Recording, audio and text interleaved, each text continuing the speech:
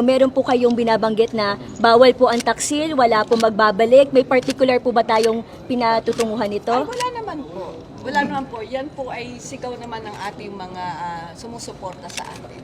Ini-echo lang po natin. Mayor, ano ba masasabi natin dun sa Honey Daw versus Isko sa 2025 elections? Ano po ang ibig niyo sabihin dyan? Kung ano daw pong masasabi natin kung if ever po tatakbo rin po itong si Isko.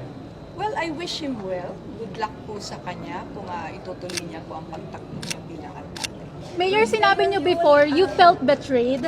Yes. Have you tried reaching out to Mayor Isko? We've talked once po, but we never talked again. And Kailan pa po When yung was mayor? this, ma'am? that was, I think August pa. August, that was the last time po na Ano yung nakapag-usap pinag-usapan kami. niyo nun? Ay, nagpaalam lang po siya na binabalak po niyang tumakbo. And your reaction nung sinabi niya po sa inyo?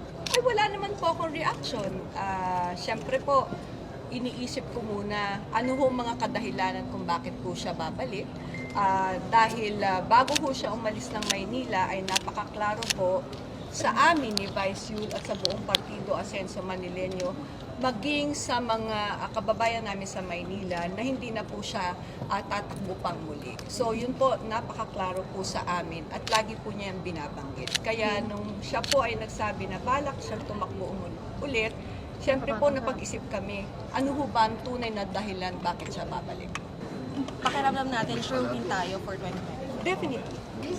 Mayor? Mayor, ano pong message niyo kay Mayor Isko? Ma'am, definitely sa part nyo po, clean campaign. No mudslinging. Ever since po na ako'y tumatakbo, hindi ko ugali yung mudslinging. Hindi po kami pinalaki ng aking mga magulang na manira po ng ibang tao. Kung meron man po kami sasabihin, pawang katotohanan lamang. At kung meron po kami ilalatag, yun po yung mga proyekto at programang gusto po naming maramdaman ng bawat isang Manileño dito. Mayor, ano pong message niyo kay Isko Moreno, sir? Ay, ma'am? I wish him well and good luck po. In good terms ba kayo, ma'am? In good terms ba kayo ngayon? Hindi Masabi na mo po ganun? kami nakakapag-usap sir.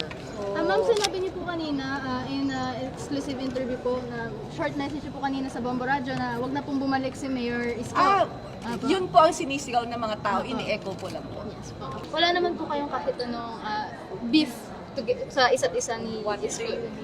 Parang hindi naman po kayo galit sa isa't isa, ma'am, no? He will always be my little brother. Okay.